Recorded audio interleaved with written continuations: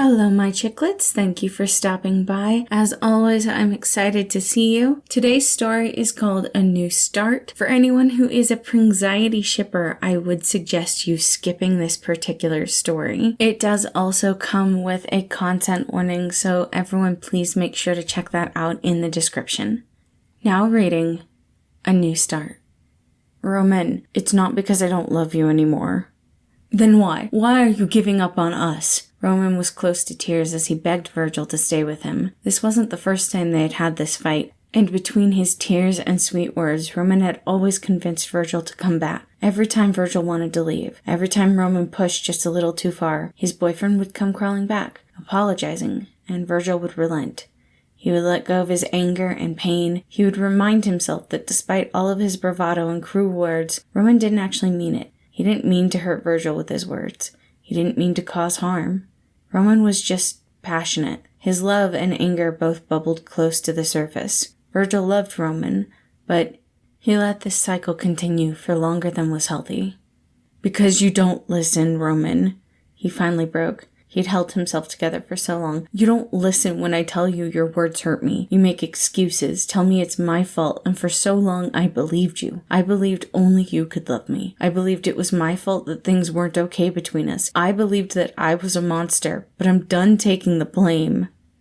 Roman looked at him, mouth agape as he tried to find the words that would calm Virgil's anger and tears. I spent years thinking something was wrong with me, that I just didn't know how to love you properly, that I was a failure in this relationship, but it takes two in a relationship, and I'm done being blamed. He furiously dried at his tears, snatching up his bag.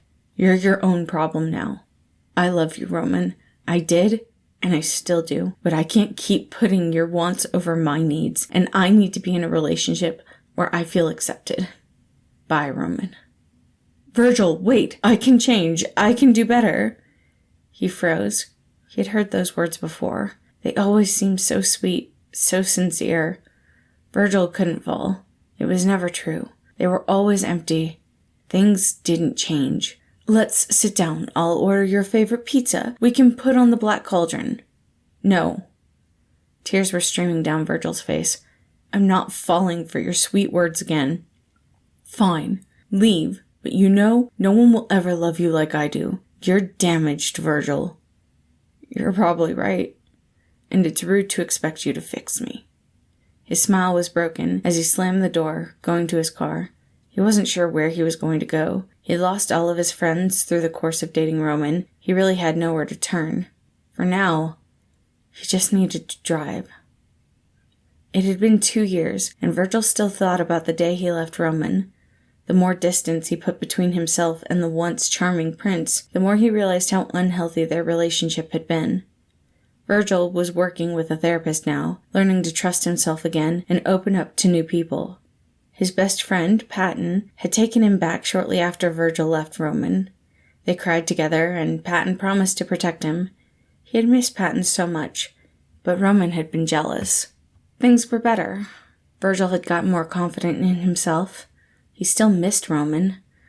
There were always good times with the bad, and it made letting go so much harder. He could remember sweet kisses and soft cuddling by the fire.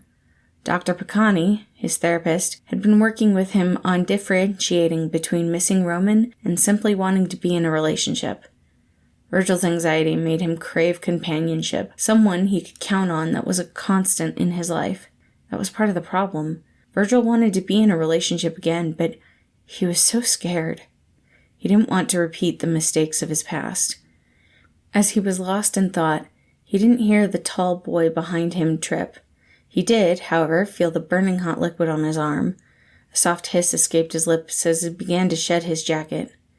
My sincerest apologies. I seem to lack the coordination required for walking. Virgil couldn't help but chuckle. Who was this walking dictionary? It's fine. I'm not too hurt. Virgil looked over the man. He was wearing a black polo and a necktie, a combination Virgil only expected to see in corporate offices on Casual Friday. Still, I really must offer my deepest apologies. May I buy you a drink as recompense? Virgil raised an eyebrow, draping his wet jacket over his arm. Sure. I'm Virgil, by the way. A pleasure to meet you. I'm Logan Sanders. Virgil smiled. He liked that name. Thank you all for listening. Again, like I said last time, this does not reflect my feelings on the characters. It was just a stand-in that I could use. I adore Roman. Please don't take it personally. I do hope you all enjoyed it, and I hope you have a wonderful day.